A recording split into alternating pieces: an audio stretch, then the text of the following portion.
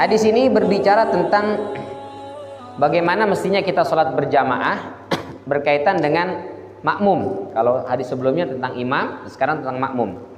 Makmum hendaknya berdiri di belakang imam itu tidak sembarangan dan tidak asal-asalan, melainkan diatur oleh agama kita sedemikian rupa sehingga ibadah ini tertib, rapi, dan bagus. Selain indah dipandang, rapi juga menunjukkan bahwa Islam ini adalah agama yang tertib, nggak sembrono, nggak asal-asalan. Ketika ada sebagian orang bertanya, Ustadz, apa bedanya kita umat Islam dengan umat-umat agama pagan yang menyembah patung? Kenapa memang begitu? Kita juga nyembah patung, nyembah batu, katanya. Loh, kok kita nyembah batu? Karena kita sholat menghadap kiblat, katanya. Kiblat itu kan batu, Ka'bah itu batu Ustadz isinya. Jadi kalau kita sholat, kita menghadap Ka'bah, berarti kita nyembah batu. Apa bedanya dengan mereka yang nyembah patung, nyembah berhala, nyembah pohon dan seterusnya?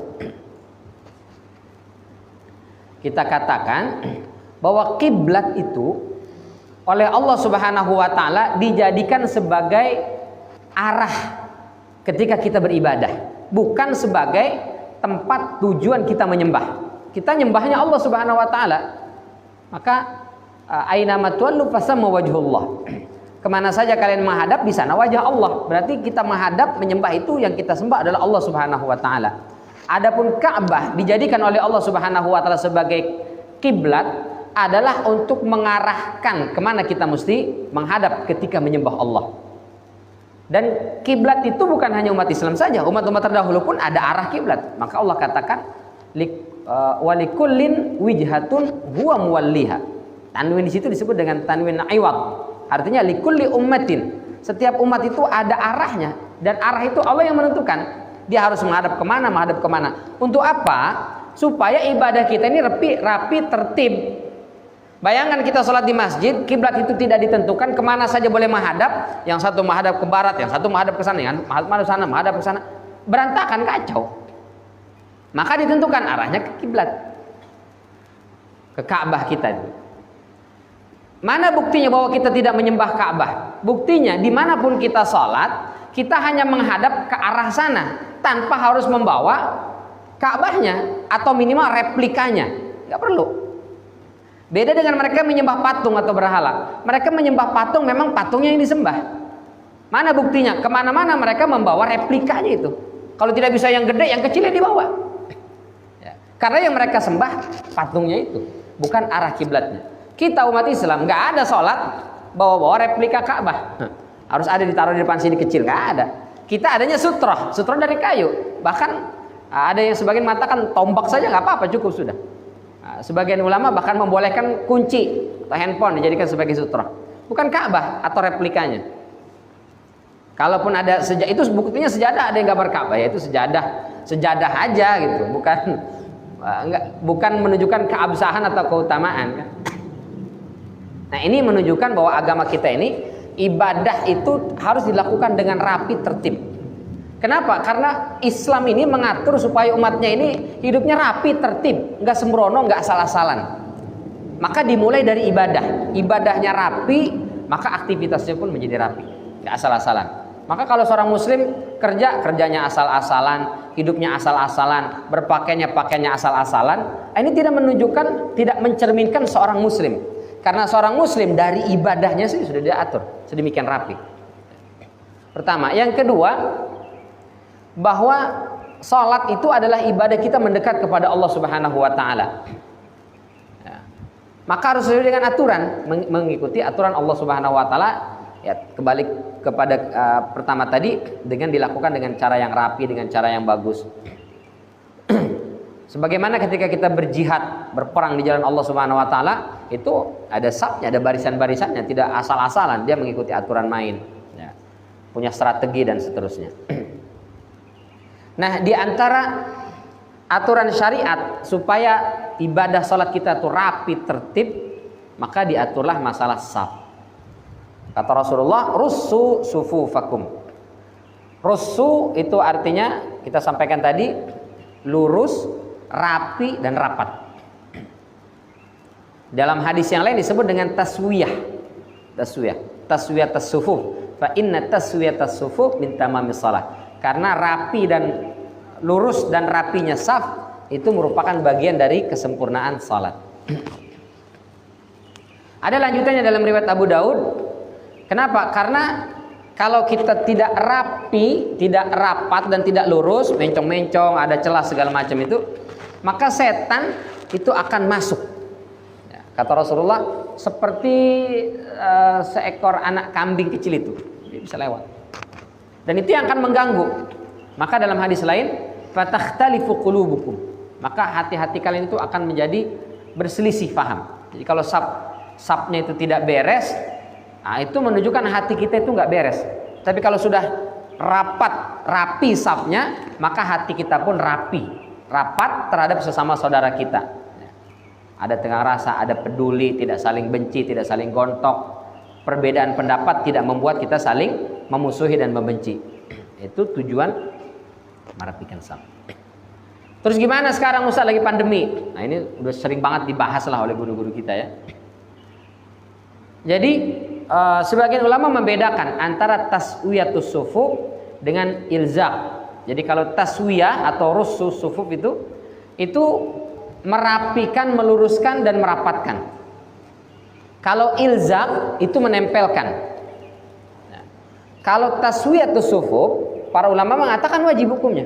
Makanya Imam Bukhari membuat subtema itu bab itsm. Bab berdosa man la yutimmus sufuf. Bagi orang yang sholatnya tidak menyempurnakan saf. Jadi berdosa, safnya berantakan, tidak dirapikan. Kata Imam Bukhari itu berdosa. Tapi ilzaq itu apa namanya? Menempelkan punggung nempel dengan punggung, kaki, tumit nempel dengan tumit, itu hukumnya sunnah. Kenapa? Karena ini hadisnya riwayat dari Nu'man bin Bashir. Jadi begitu Rasul bilang rapikan saf, luruskan dan rapikan saf, kata Nu'man bin Bashir, fara'aitur rajula, maka aku melihat salah seorang. Dalam riwayat yang lain, ahaduna wa kana ahaduna, salah seorang di antara kami, yulziqu mankibahu ila mankibi sahibihi, menempelkan punggungnya dengan punggung kawannya yang di sampingnya. Wa ka'bahu ila ka'bihi, tumitnya ditempelkan dengan tumit kawan yang di sebelahnya. Siapa yang melakukan ini dan siapa yang meriwayatkan ini? Pertama, Rasul tidak nyuruh. Ayo luluskan dan rapatkan dan tempelkan bahu kalian, tempelkan tumit kalian. Itu Rasul nggak menyampaikan. Siapa yang menyampaikan ini? Sahabat Nu'man bin Bashir yang melihat. Nggak semua sahabat, 1-2 orang saja. 1-2 orang saja. Jadi nggak semua. Hadisnya itu bukan wakanu, semua para sahabat supaya rapat dan rapi safnya itu ditempelkan punggung dan kakinya. Riwayatnya nggak begitu. Riwayatnya wakana ahaduna, salah seorang saja. Atau dalam riwayat yang kita baca tadi, fara'aitur rajul, aku lihat salah seorang. Dilihat. Yang lainnya enggak. Sehingga kata para ulama, rapi dan rapat serta lurus saf itu memang wajib. Tapi bentuk rapatnya apakah harus nempel kaki atau tidak? Nah, itu kata para ulama tidak harus. Tidak harus. Tapi kalau ditempelkan afdal. Kalau tidak menempelkan tidak berdosa. Ya. Saya sudah rapat Ustaz. Ya. Udah ya paling 2 cm lah. Tapi kalau nempel, mohon maaf saya kok geli ya kaki. Cowok loh ini Ustaz yang nempel. Udah cowok, tampangnya keker begitu, nempel, rasanya gimana tadi? Ada orang yang begitu Pak. Kalau kita paksa, dia kakinya menjauh, jangan dikejar terus gitu. Ya sudah, kita sudah ikhtiar merapatkan. Dia tidak mau ya jadi paksa. Jangan merasa, aduh sholat saya nggak sah nih. Kenapa? Kaki saya nggak nempel, saya mau tempelin dia pergi. Menjauh, akhirnya lama-lama diinjak tuh kaki, berantem gara-gara itu. Jadi taswiyatus sufuf memang wajib menurut Imam Bukhari, tapi kalau ilzaq menempelkan itu hukumnya tidak wajib, itu sunnah. Itu pertama. Dalam kondisi pandemi ini gimana Ustaz? Nah, ini sudah banyak sekali dibahas oleh para ulama, meskipun khilaf, tapi ya mayoritas ulama kontemporer mengatakan bahwa saf renggang dalam kondisi pandemi seperti ini, maka itu perkara yang dibolehkan. Bahkan ada sebagian yang mengatakan dianjurkan. Ya. Syekh Abdul Muhsin Al-Abbad ya, awal-awal pandemi itu di sekitar pertengahan Maret atau mungkin sudah masuk Agustus ya. Pokoknya awal-awal pandemi lah. Itu beliau memfatwakan bahwa sholat dengan saf renggang itu sama dengan sholat munfaridan, sholat sendiri-sendiri. Beliau mengatakan begitu. Berarti nggak sah berjamaahnya, sama berjamaahnya nggak sah, sama seperti sholat sendiri-sendiri. Tapi di akhir-akhir tahun 2020 beliau meralat. Ya, ketika sudah pandemi sudah mengglobal, sudah kemana-mana, beliau meralat bahwa saf berjarak ketika musim pandemi ini itu termasuk perkara yang dibolehkan dan tetap berjamaahnya sah. Kata siapa itu? Syekh Abdul Muhsin Al-Abbad. Dan banyak ya fatwa-fatwa para ulama kita. Sebagian dalihnya ya banyak dalihnya, di antaranya bahwa menempelkan saf tadi itu hukumnya sunnah, sementara menjaga diri untuk tidak tersebar atau terjangkit penyakit yang disebabkan oleh virus COVID-19 itu adalah wajib. La dharara wa la dirara. Maka hukum yang wajib tidak bisa dikalahkan oleh perkara yang sunnah. Jadi sholat kita dengan saf renggang seperti ini apakah sah? Sah. Sholatnya tetap sah. Bukan berarti tidak sah, tetap sah. Saya maunya tetap rapat, ya silahkan, nggak masalah, tetap rapat. Tapi kalau saf yang renggang, jangan dibilang ini safnya nggak benar karena mazhabnya mazhab WHO, tidak sesuai dengan mazhab Imam Abu Hanifah, Imam Malik, Imam Syafi'i dan Imam Ahmad, maka mazhabnya WHO. Jadi nanti ikutnya ke WHO. Nah itu nggak betul ya, nggak betul. Karena yang menyampaikan bahwa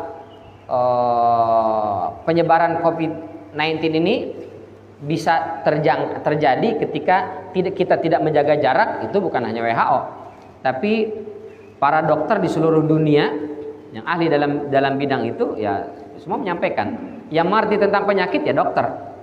Ustadz nggak ngerti pak tentang virus, tentang COVID itu nggak ngerti. Maka kalau ada ulama mau berfatwa, dia harus tanya kepada ahli kesehatan karena dia bukan ahli kesehatan. Baru ahli kesehatan menyampaikan ABCDFG, baru mujtahid ini kemudian mengeluarkan fatwa. Yang bahaya itu kan kita bukan ahlinya tapi menyampaikan sesuatu. Itu disebut dengan ruwaibidah ya. Kehancuran terjadi karena semua orang berfatwa padahal dia bukan ahlinya. Dia dokter bukan, ahli fikih juga bukan, ngerti usul fikih juga enggak, berfatwa. Itu yang bahaya. Kalau dia mengikut pendapat saya lebih merasa yakin bahwa saf tetap rapat itu yang afdal, silahkan, tapi jangan berfatwa. Berfatwa itu artinya menyerukan, mengajak orang dan mengharuskan. Itu yang tidak boleh. Tapi kalau untuk dia, keluarganya tidak masalah. Tapi kalau sudah memfatwakan, itu yang tidak boleh. Karena bukan ahlinya. Kalau ada ahli gimana Ustaz? Boleh juga. Misalnya ada alim dia memang capable dan dia sudah konsultasi dengan medis kedokteran, lalu dia memfatwakan, boleh. Fatwa itu hukumnya tidak mengikat, dia sifatnya anjuran. Kita tidak berdosa pak, tidak ikut fatwa, tidak berdosa, tidak berdosa. Selama kita punya dalil, tidak berdosa, nggak masalah. Karena fatwa itu tidak mengikat. Kapan fatwa itu mengikat?